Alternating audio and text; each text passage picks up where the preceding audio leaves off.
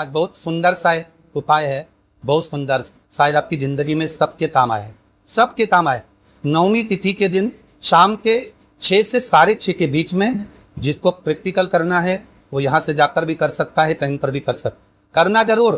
कहीं ईश्वर वाला हमारा झूठ तो नहीं बोल रहा, इसलिए प्रैक्टिकल करते रहना चाहिए। इतने सारे पकड़ाए हैं, इन्होंने भी तो प्रैक्टिकल करा, तो फल मिला कि नहीं मिला? करो, कहीं ईश्वर वाला झूठ बोल कर तो नहीं गया, प्रैक्टिकल जरूर करो। बीमारी डॉक्टर का पीछे ही नहीं छूट रहा हो तो शिव महापुराण, विष्णु पुराण और स्कंद पुराण में जो पुरुषोत्तम कथा का वर्णन दिया गया है, एक आटे का दिया,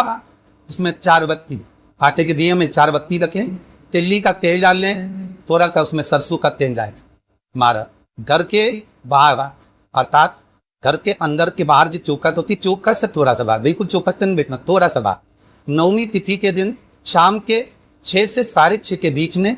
21 बार जो व्यक्ति बीमार रहता है उसके सिर से नीचे की ओर श्री नरसिंह भगवान का स्मरण कर कर, जिस तिथि को उतारा कर रहे हो तिथि का नाम लेकर, जो व्यक्ति का उतारा कर रहे हो उसका नाम और गोत्र लेकर 21 बार जो उतार कर उस दिए को घर के ही चौखट पर रख देता है, उस व्यक्ति की बीमारी छूट जाती है महाराज, वो रोगीला नहीं रहे। एक लाल चंदन होता है, एक पीला चंदन होता है, 2 तरह का चंदन होता है। जैसे अगर हफ्ते में 1 बार, कितने समय में जम के बोलो जरा, हफ्ते में 1 बार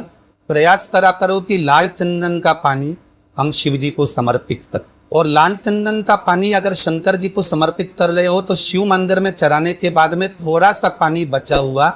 किसी बेलपत्री के वृक्ष के नीचे समर्पित कर, किसी भी बेलपत्र के वृक्ष के नीचे लाल चंदन का पानी थोड़ा समर्पित कर। कि जब आप अशुपति व्रत कर रहे हो या कोई नियम धारण कर रहे हो या कोई अपने नियम उठा रखा है और वो कार्य आपका हो ही नहीं रहा, आपने 2 बार पशुपति व्रत कर लिए, आपने ये कर लिया, आपने प्रदोष कर लिया, आपने सोमवार कर लिया, आपने सारे अनुष्ठान कर लिए, बहुत सारे उपाय भी करे तो भी नहीं हो रहा, तो इस बीच वाली पत्ती पर शहद लगाकर बाबा का जो शिवलिंग है उस शिवलिंग को इस पर छुआ दीजिए या उससे चिपका दीजिए और उस पर अपनी हथेली रखें, कामना कर कर वापस घर पर जाइए। बाबा आपकी वो मुराद शीघ्र 3 महीने के अंदर पूरा कर ही देता है। ये आपको लगता है कि पितृदोष तो हो गया, 1 रुपये कमा रहे, 1.25 रुपये खर्च हो रहा है, घर में पैसा नहीं दिख रहा,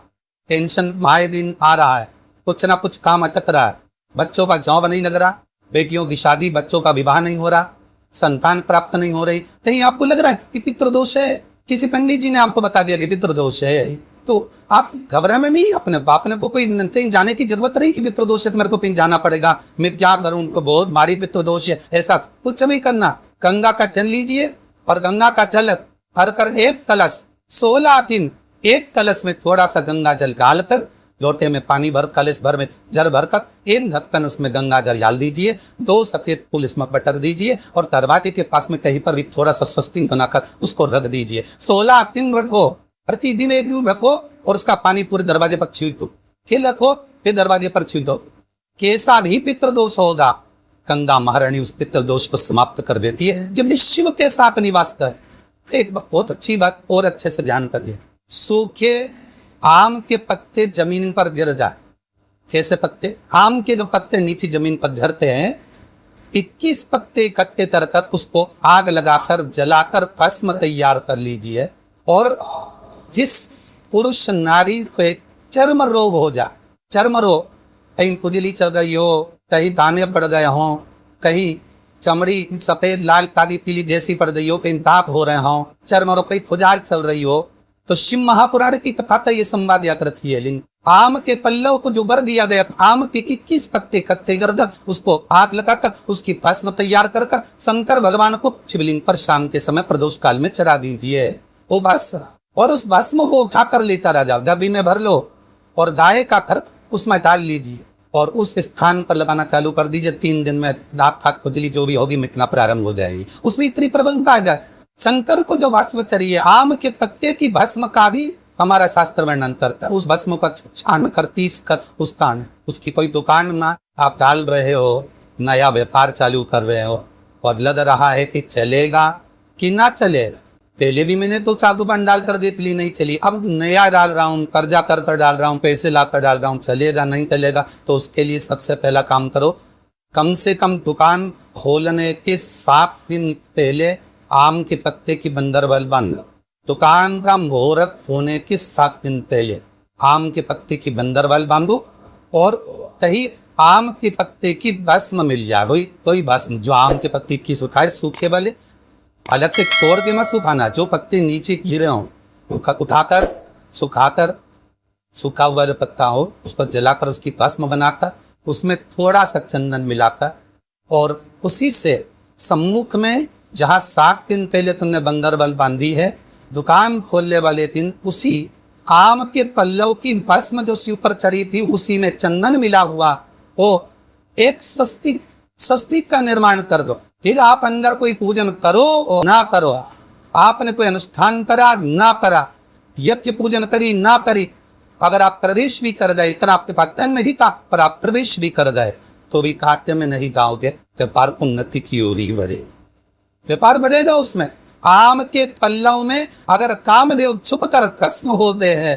तो शंकर मेरे आम के पल्लव को भी वर प्रदान कर दे, आम के पल्लव को भी शिव पर। जिस व्यक्ति को रात्रि में स्वप्न में सांप विरुदे हो, सर्प नजर आते हो या आधी रात को एकदम उच्चिष्ट नींद हो जाती हो तो उसको वो पान के पत्ते पर शंकर भगवान की 5 लड़कियां सर्प के रूप में बना देना चाहिए। जया, विषहरा, सामरी बारी, दौतली, देवी। शंकर जी की 5 बेटियों को लाल चंदन से पान के पत्ते पर बना लो, रात्रि को जहाँ सोते हो वहां एक कटोरी में रख लो, सुबह उठकर स्नान कर कर उस कटोरी के पत्ते को जल में विसर्जन कर दीजिए, फिर कभी स्वप्न में सर्प नहीं दिखेगी, सांप नजर नहीं है, उचिष्ट नींद रहेंगे। जिद करने वाले व्यक्ति का एक ये इलाज है, बेलपत्री के वृक्ष के नीचे जो कि आटे का चौमुखी दिया, सरसों का तेल डालकर उसमें काली तिल डालकर उसमें एक सफेद फूल डालकर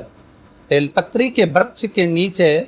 जैसे एक चौमुखी दिए को जो कि आटे के दिए को लगा दिया जाता है। जो व्यक्ति चिड़चिड़ करता है, जो व्यक्ति क्रोध करता है, जो व्यक्ति अपशब्द बोलता है, आना तरह बोलता है, ताने देता है, ईर्ष्या रखता है, घर में चिड़चिड़ करे, पूरे घर को अस्त व्यस्त कर रखा, उस व्यक्ति का नाम और गोत्र बोलकर मात्र एज दिया लगा दिया जाए, व्यक्ति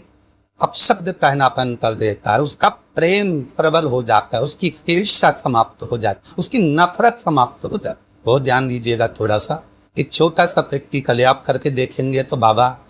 कुबर भंडारी वैसे ही भंडार भर देगा। थोड़ा सा प्रयास, अगर आपके सबके घर में गंगा जल है तो एक प्रयास करके देखिए। कोई कार्य के लिए आप जा रहे हैं और वो कार्य अटक रहा है, नहीं हो रहा, बहुत प्रयास कर लिया, बहुत दिन से लगे हुए कि ये काम होना ही चाहिए, ये काम बहुत जरूरी और होना ही चाहिए, नहीं हो रहा। एक कटोरी में गंगा का जल निकालिए और कटोरी में गंगा का जल निकाल कर तुम्हारे घर में एक सिक्का पड़ा हो, 1 रुपया, 2 रुपया, 5 रुपया, कोई सारी एक सिक्का पड़ा हो, जो भी सिक्का पड़ा,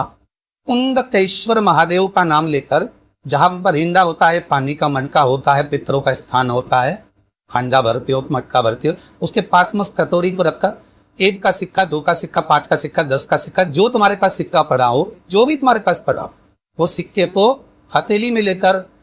उंडकेश्वर महादेव का नाम लेकर उस कटोरी में डाल दीजिए और उस जल को नैनों से लगाकर आप काम के लिए निकल जाइए, वो काम आपका सफल होकर ही रहे। गंगा के जल में वो बल होता है और आप जो सिक्का डाल रहे हो वो ये समझ कर डाले कि कुंडलेश्वर महादेव को मैं गंगा में स्नान करने के लिए, और फिर जब आपका काम हो जाए, आप जिससे मिलने गए हो,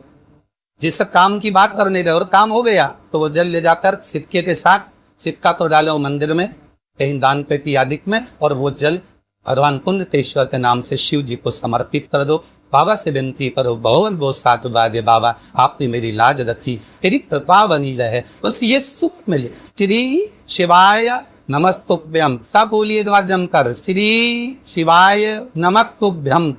टेक्निकल जरूर कर रहा, कई सीवर वाला हमारा धूप कलिंग हो रहा, शास्त्रों की बातें थी, हमारे जीवन में हमें सुख प्रदान करे, इसलिए भाव आनंद करते हुए आज कथा को विराम देते हैं।